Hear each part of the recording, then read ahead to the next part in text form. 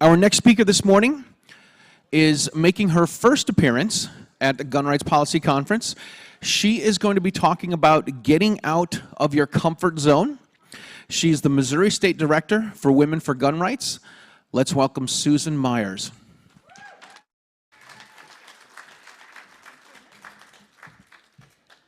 What episode of Riding Shotgun with Charlie am I on, Charlie? I see how you are. Well, hey. I was asked to share with you my experiences as a newer advocate for our Second Amendment, though I do feel a disclaimer is in order. I'm just a girl who stumbled straight into advocacy without a guidebook or a clue, and I've been trying to figure it out as I go. I do hope you'll find some of it useful for your efforts. This all started after being a member of a local chapter of Armed Women of America for a few years. In 2019, our incredible leader asked me to become a leader alongside her to help run the chapter. Switching from one of many being helped to now having the responsibility to properly educate and train others gave me a deeper appreciation and understanding of the importance of all women having quick, unfettered access to firearms and the ability to carry them everywhere they go. While attending my first leadership conference that same year, I heard Diana Muller speak about Women for Gun Rights. She shared the vision to take the work that was being done in DC to the state level as well. I remember deciding then and there that I would have to be a part of that, as I now felt there were ladies who in some small way were depending on me to look out for their interests. In February 2020, I had just signed up to join, and while anxiously waiting to hear back, I took the initiative and found out who was filing pro-gun bills. I then decided it'd be a good idea to reach out to Representative Jared Taylor, letting him know about Women for Gun Rights, how we were working to be the counter-visual and the counter-voice to Moms Demand Action, and to offer our assistance. I still wasn't in the group. He responded by inviting us to come testify in support of SAPA, our Second Amendment Preservation Act, at the public hearing coming up in just 3 days in the Missouri House. Yikes, what have I done? Thanks to my jumping the gun and the scrambling to find some Women for Gun Rights ladies to testify, with my being there in teal to cheer them on, came up short. Turns out, Missouri's group hadn't actually got up and running yet. I was the one that had put the offer of support out there, and I did not want to make Women for Gun Rights look bad by not coming through. So I let him know I would be testifying, but I added, please know, this will be my first time speaking publicly like this, but the cause seems worthy of stepping out of my comfort zone. That first time testifying holds so many lessons. For starters, I arrived to the empty hearing room and grabbed a seat in the very back. Soon, about a dozen ladies in red started filing in and grabbed the front. I nervously thought to myself, so it's up to little old me to counter all of them. How'd you get yourself into this again? While trying to calm my nerves, I had one of those light bulb moments, one of those it all just clicked type things where nothing is ever the same again. I was thinking about how the antis aren't nervous or timid when talking about what they believe, but their agenda is misguided and disingenuous. And so it dawned on me, if they can speak boldly about their flawed ideas, then I shouldn't have any problem whatsoever being able to confidently share what I believe. After all, I don't have to demand anything because I've got right on my side. And so just like that, the apprehension was gone. And I didn't feel outnumbered at all. What I felt was emboldened.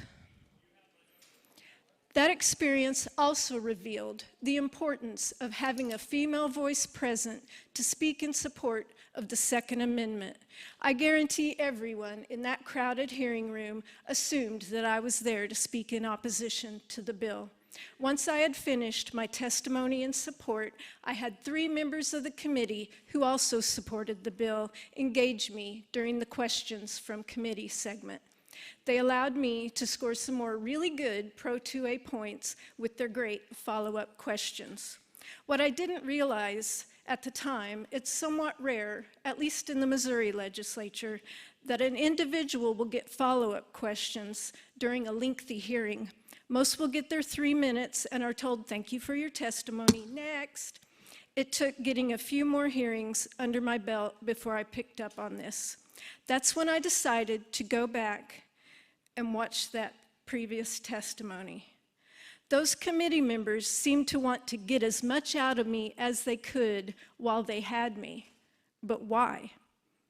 I made some good points. I even made them laugh. I used my testimony to bring attention to the female perspective of how the infringements the bill sought to protect me from would impact my personal carry and shooting sports choices.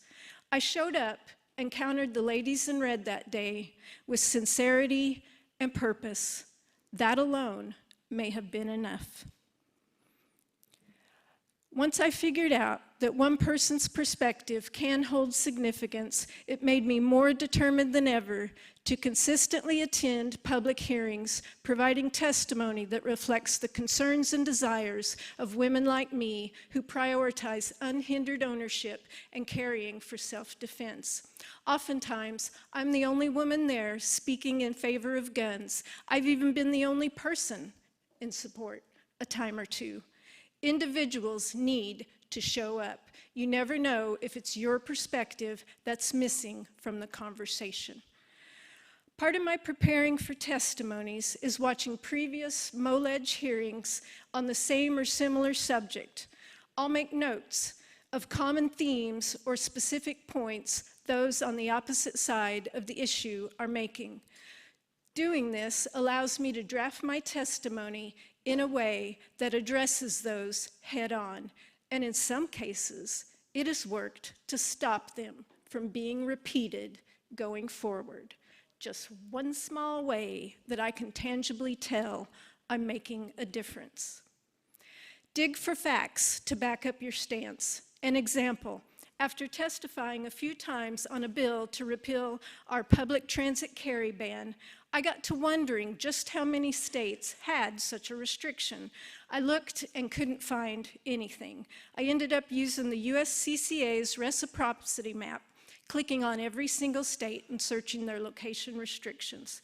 I was shocked to learn only 3 states and DC banned carry on public transit prior to Bruin. I shared this information with the bill sponsor and always touched on it in my testimonies. After Bruin, when other states started passing their own public transit carry bans, you can bet I was making sure every committee member was aware that the likes of New York, New Jersey, and California were now scrambling to be like Missouri. And thanks to the good works of many who are here this weekend, I also get to include updates on the many court cases that are ongoing. I turn all this into fact sheets I leave for each committee member and drop off in leadership's office as well. Early on, I started tracking all firearms-related bills filed each session. I like to reach out to the sponsor of good bills to thank them for their efforts and to offer assistance in directing emails or calls from Women for Gun Rights delegates to help facilitate the progression of bills. This may involve reaching out to encourage a committee chairman to schedule a hearing, or to leadership to request committee assignments, or urging prompt floor consideration of a bill once it is passed out of committee. Most of these efforts are shared on social media as a call to action to help bring attention to the situation and to encourage others to get involved as well. Sharing direct links for people to submit their testimony online also raises awareness and facilitates participation, especially if you also share a tutorial walking them through the process so that it'll be quick and easy to have their voices heard. Whatever I'm sharing, I make sure to tag the bill sponsor along with any other relevant individuals to garner their attention and ensure they're aware of the efforts on their behalf, or on the request we're making of them, depending on who's tagged and why. It is easy to be overwhelmed when getting this involved in the legislative process. You just have to trust that working hard to make it easier for others to participate is worthy and beneficial to the cause. And if you're tagging your legislators, then there's the added bonus of them seeing someone unpaid advocating hard on behalf of their piece of legislation. While the legislative process can be frustrating for bill sponsors as well, your dependable, concerted effort to exert polite pressure in alignment with their guidance is an effective way to convey your appreciation and support. That's part of how good relationships are formed. Like most of us, I have an opinion on just about everything. But the Second Amendment is the issue that pulled me into the arena with such a force that I choose never to distract from it by publicly chiming in on other topics. Issues divide people. Why would I want to put up a wall that turns someone away before we can even begin to have a conversation about firearms and protecting ourselves and others? So whether it's at the Capitol or social media, I only talk about guns and 2A. I'm trying to speed up. Another aspect I never dreamed I'd be a part of is volunteering with campaigns. But when my district state senator, Eric Burleson, who's a staunch 2A champion, decided to take a shot at the U.S. House, I knew I would have to do everything I could to help get him there. I switched from testifying on his bills to throwing candy in parades, door knocking, and working his table at gun shows. It was just another way of showing my appreciation for the work he had been doing on behalf of gun owners. Not only that, but by putting in some sweat equity, you're letting them know you expect to see their good works continue. Being state director for Women for Gun Rights has afforded me the opportunity to take part in the annual trip to DC twice now. First time, I struggled to get an appointment with my congressman, only to have them cancel day of. But last year, the group of ladies I was teamed with got to meet with my new U.S. Representative Burleson. He and I know where we both stand on the issues, so it was nice to allow the ladies to converse with him while I filled his aid in on the bills we hope to see progress made on, and making sure he was aware of the planned press conference next day. We'd been told Burleson wouldn't be able to make it to our press conference. But to my delight, he made the time, even showed up early, and visited with more of the Women for Gun Rights ladies. I even got a nice shout out from him during his remarks to the press. This is what can result from putting in honest, sincere efforts to safeguard and restore our Second Amendment in your state level. Even when it seems futile and your work doesn't seem to be paying off with signed legislation, it is worth the effort. Missouri's last session ended miserably and abruptly for 2A following Kansas City's Super Bowl parade shooting. Left feeling dejected and betrayed by our legislature, I spoke with a former rep friend about it, questioning whether or not I was doing any good at all. She replied, you're keeping the issue alive. She brought me right back up. Dang right I am. Those of you out there working your tails off in your states, thank you. And if you're here today because this fantastic event happened to be taking place in your neck of the woods, thank you for showing up and learning what's going on. I encourage you to step out of your comfort zone, take a stand, and use your voice to bring about positive change in favor of our Second Amendment. And I beat the clock. All right.